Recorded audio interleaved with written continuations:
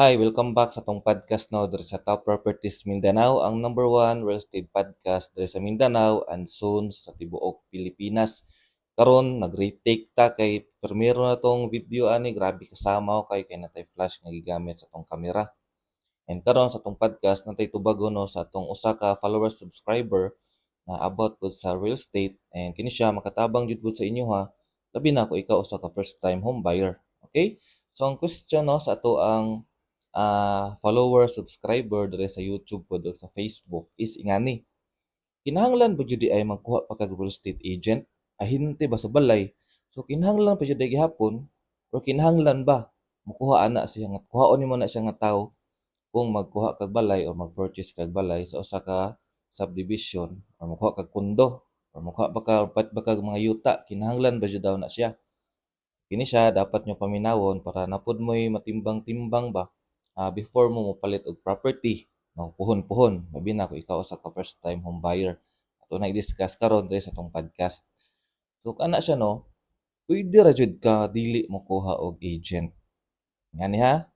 Pero human na ning video taman mahuman para imong matimbang. Kaya akong i-discuss ron sa side sa mo kuha o sa side sa di mo kuha og agent. So kini siya dito ta sa di mo kuha og agent, no? So kung balikon, pwede ra jud di ka mo kuha og agent. Ngano man, kapalit gyapon kag balay oy og property bisag wa kay agent.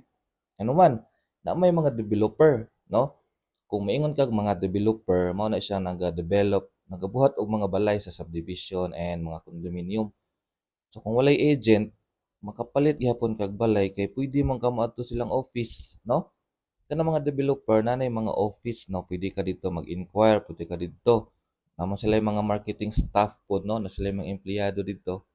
So pwede jud ka dito moadto, mangutana, mag-inquire. So imong mga question matubag po dito So ingana siya. And sa pikas bahin po no, kung nakay agent, inganing mahitabo. Kung nakay agent, kung napaka sa inyong balay, no? Well, maka-save po kag dako nga time hinuon kung napo kay agent. Number one na siya. No man, kung naka agent, bisag naka sa inyong balay, pwede ka maka-inquire direct sa agent. So ang pangutana ron, ang agent makatubag ba di ay? Example na kay question, kita makasuppose sa Facebook. Ang pangutana ron, makatubag ba kahang agent? The question or the answer is absolutely yes. Hibaw ka mga agent niagi na siya og mga trainings and mga seminar, mga PKS, no? Kumingon kag PKS, Product Knowledge Seminar, kada developer mo attend na sila para makakuha og mga information about sa project nga i lang ibaligya no sa mga buyers nila o sa mga clients nila. So when you say agent, sweet to jud na siya, no? So mao to napakasbalay, nag-chat pa ka, no? When we say nag-chat, nag-inquire ka, pinaagi sa messenger or sa text pa ka or tawag, imong una pwede istoryaw ng agent. Kay tanan nimo pangutana diha matubag jud niya without adto sa office sa developer, no? Nara ka sa balay, at least balay pa lang daan, kahibaw na ka nga sa detalye sa imong balay or condominium or property na imong paliton. So nga na siya ang number one advantage kung nakay ahente. So buot ba pasabot kung mukuha kag agent is obligado na ba ka na mopalit dayon? Dili. Ngano man, pwede man ka dili mopalit dayon. Nag-inquire man ka sa agent, no? At least lang ba ang gamit sa agent sa pinakasugod is mahatagan kag basic information padulong sa advanced complete details sa property na imong paliton. So ingana na siya. And ikaduha, no, just in case na naliwanagan na ka, no, na-educate na ka sa agent, na pa may sunod step ana para mo palit ka. Di man ingon nga mo palit din ka. Kaya kung balikon, when you buy a property, ayaw jud pagdali. Ayaw jud pagpaspas. Kaya ang gihisgutan diha, dili man piso, di man 100, kundi million man. Kaya ang kantidad sa mga property is million. So mo to, after nimo istoryahan ng agent, mukha ka information, pwede man kanya ubanan gud ana dito sa site mismo. Gets nimo? Kumbaga na gitawag nga site tour or house tour. But pasabot, ikaw ang agent, ubanan kaniya dito sa location mismo sa area para makita nimo kung unsa joy status sa balay, sa property, sa house and lot, or sa condominium nga imong gusto paliton or i-purchase. So kana siya, kumbaga ba dili na pud kay hassle sa imo kay kung wa ka katuod, ang agent katuod, bitbiton man kanya dito nakita niya sa imo explain sa aktual kay kato inyong chat sa Messenger di pa man to aktual. Send pa man to picture, send og video, send og price, no? Pero during house tour, maubanan na kanya dito makita jud nimo aktual, no? Kumbaga before ka mo palit, baga na kay initial ba or daghan-daghan na jud ng mga kanang gitawag na information about sa balay na imong gusto paliton. Kahibaw ka, importante jud kaayo kanang gitawag na house tour or site tour. Kay kung picture lang video, lahi man na, lahi pud ang aktual. Pero sa kung balikon po na ako lang i-insert, pwede ra gud gihapon ka moadto sa site nga ikaw ra usa. Pero lahi jud to kung agent kay sa may mo-explain jud nimo kay sila man ang mas swito. Sa kapanggiingon gaina, swito na sila kay nag-attend ng mga seminars and trainings, mga PKS, mga product knowledge seminar. So sila mismo ready to bahog na sa imo ba? Ready to educate na sa imo kay swito na jud kay na sila mga real estate agents o mga real estate brokers, no? So ingana siya ang ka-advantage kung mukuha ka og agent ahinte sa balay. So unsa pa man kaha no mga gamit sa agent. So kana siya imuhang mediator ba? Siya imuhang tagapamagitan didto sa developer. So kung nakay gusto ipangutana sa developer, no pwede na sa iya, direct na ba? What I mean, di na ka pwede moadto sa kanang gitawag na developer kung nakay gusto na information nga kuhaon kay kahibaw naman si agents. Ug siya na po'y mo plastar, no? Sa mga requirements. So ibutang na to, human na mo site tour, then kanang gitawag na okay na, nagustuhan na nimo. Kung mopalit na ka, mo reserve na ka, kinahanglan man na siya mga requirements. So pwede nimo ihatag sa agent, no? Siya nimo plastar ana, then ihan na i-forward dito sa developer, no? Tanan-tanan na mga pilapanan, no? Siya nimo plastar ana para pag adto nimo sa developer sa opisina, igo na lang jud ka i-orient gamay, no? Igo na lang ka mag-fill up gamay, then mag-reserve na dayon. Okay?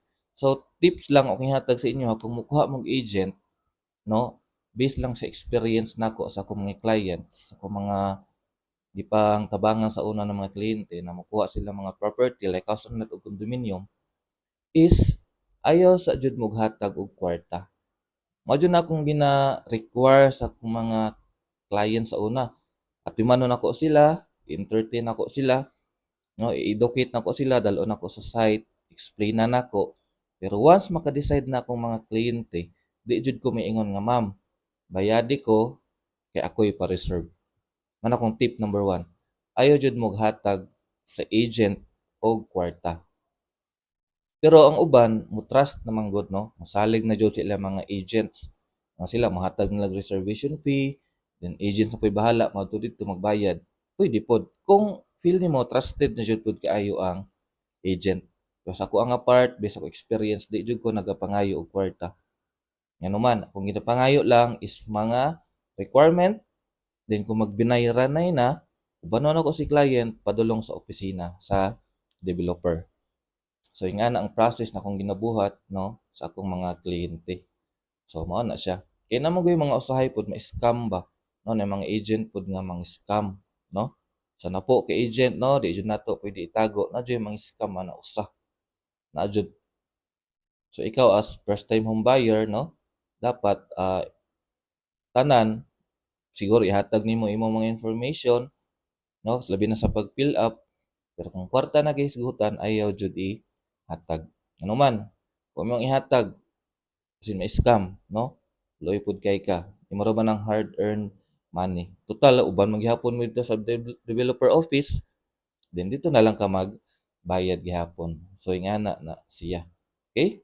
So kana atong tubag no, gamay nga tubag sa pangutana sa atong subscriber follower kung kinahanglan ba jud mag pagkuha og agent, no? Mato akong tubag, number one, makasave jud kag time, nga ma-educate ka na kay initial nga education, initial information about sa property nga imuhang paliton. Then ikatulo, siguro kung madugang sa imuha is less hassle ba. Dira kay ka mahago kay ang agent naman ang mo atiman. Ug pinaka the best jud kung mokuha kag real estate agent, no, paminaw, walay bayad. Libre rad niya siya. Ang balikon, kung mokuha kag real estate agent ahinti sa balay, wa nay bayad. Libre ra na siya. For example, ako'y kliyente, kuhaon ta ka. Tabangi ko bi mo kuha kog balay, tagaan ko nimo og mga information, ubanan ko nimo sa site tour, ubanan pa jud ko nimo sa office. Hantod mahuman ang transaction, wala nay bayad. Dili ingon nga bayran ta ka kay imo kung giatiman. So ingana na kanindot kumuha ka og agent. Pero once ang agent magpabayad na, questionable na siya, no?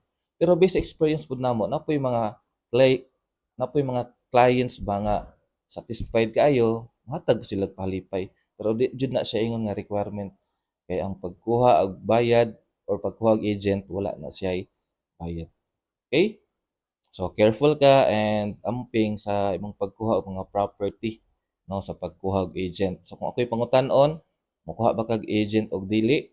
Depende sa imuha, no? I-review na lang ning video kung asa ka mas gaan, kung asa ka mas komportable. Kung nakay time atos developer, ikaw mismo, no, daghan pa kay time mag-ilis, magbiyahe, etc. etc. mag-site tour nga ikaw lang usa, pwede na siya.